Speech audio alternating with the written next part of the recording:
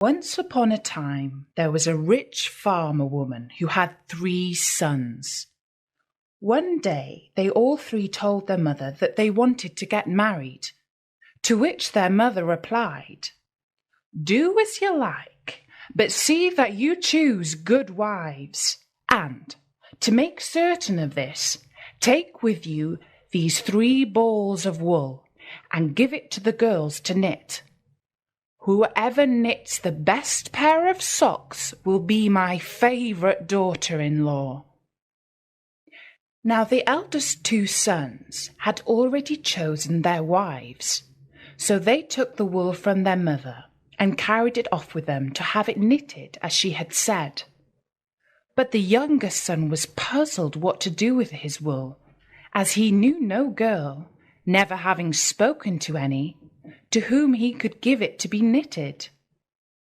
He wandered here and there, asking the girls that he met if they would undertake the job for him, but at the sight of the wool they laughed in his face and teased him.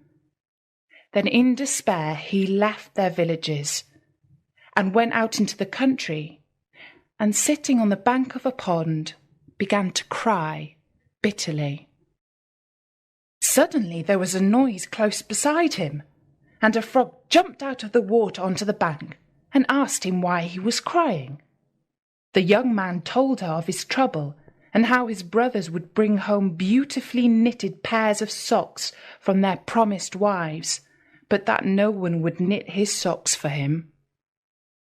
Then the frog answered, "Do not weep because of that. Give me the wool, and I will knit it for you." And having said this, she took it out of his hands and flopped back into the water, and the youth went back, not knowing what would happen next.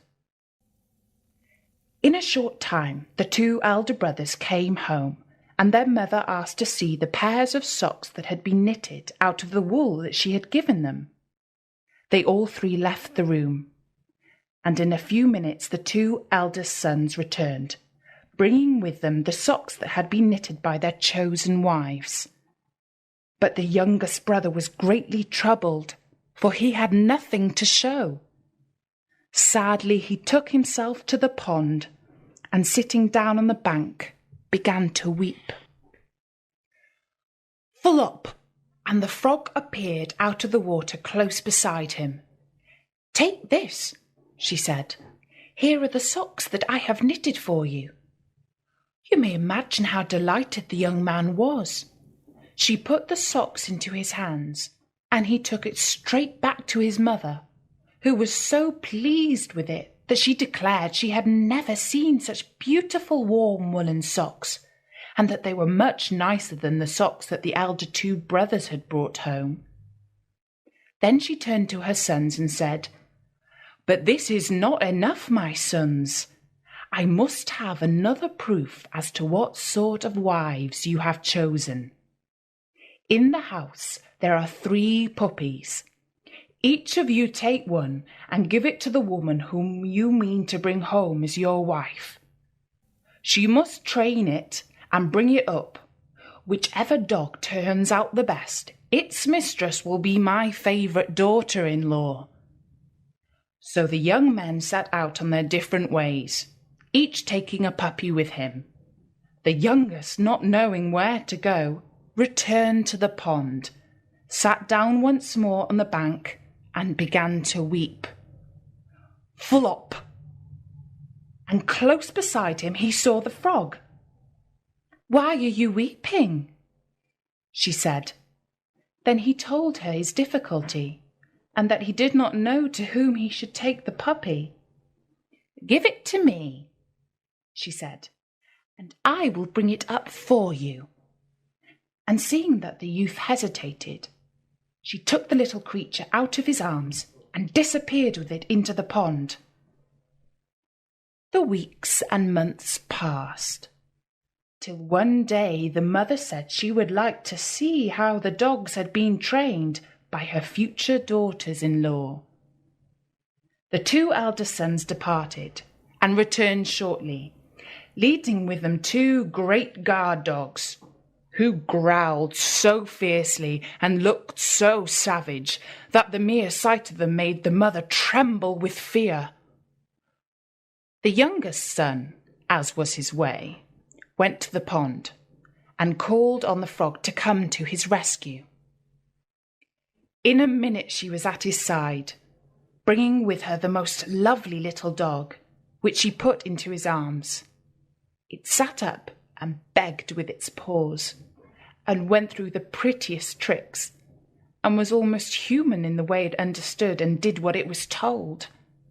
In high spirits the youth carried it off to his mother. As soon as she saw it, she exclaimed, "This is the most beautiful little dog I have ever seen. You are indeed fortunate, my son. You have won a pearl of a wife." Then, turning to the others, she said, "Here are 3 shirts. Take them to your chosen wives. Whoever sews the best will be my favourite daughter-in-law."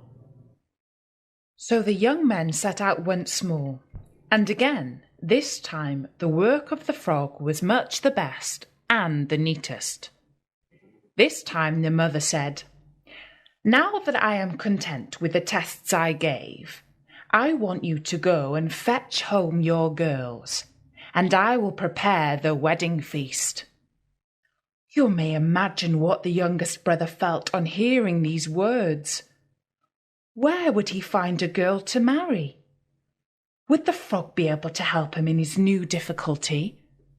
With bowed head and feeling very sad, he sat down on the edge of the pond.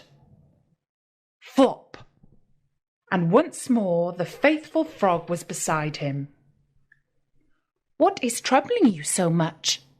she asked him, and then the youth told her everything. "Will you take me for a wife?"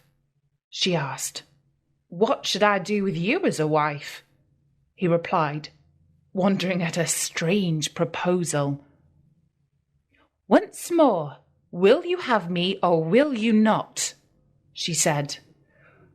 "I will neither have you nor will I refuse you," said he. At this the frog disappeared, and the next minute the youth beheld a lovely little cart, drawn by 2 tiny ponies standing on the road. "Come with me," she said, and he got up and followed her into the cart. As they drove along the road, they met 3 witches. The first of them was blind, the second was hunchbacked, and the third had a large thorn in her throat.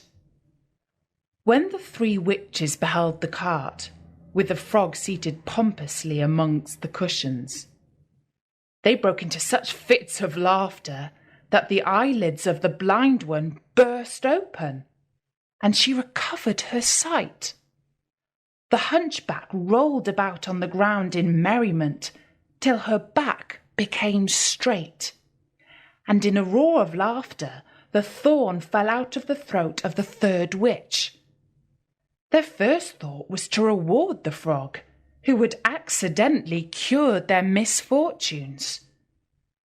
The first witch waved her magic wand over the frog and changed her into the loveliest girl that had ever been seen. The second witch waved the wand over the tiny cart and ponies, and they were turned into a beautiful large carriage with prancing horses and a coachman on the seat. The third witch gave the girl a magic purse filled with money. Having done this, the witches disappeared, and the youth with his lovely bride drove to his mother's home. The mother was delighted to see her young son's good fortune. A beautiful house was built for them. She was the favourite daughter-in-law. Everything went well with them, and they lived happily ever after.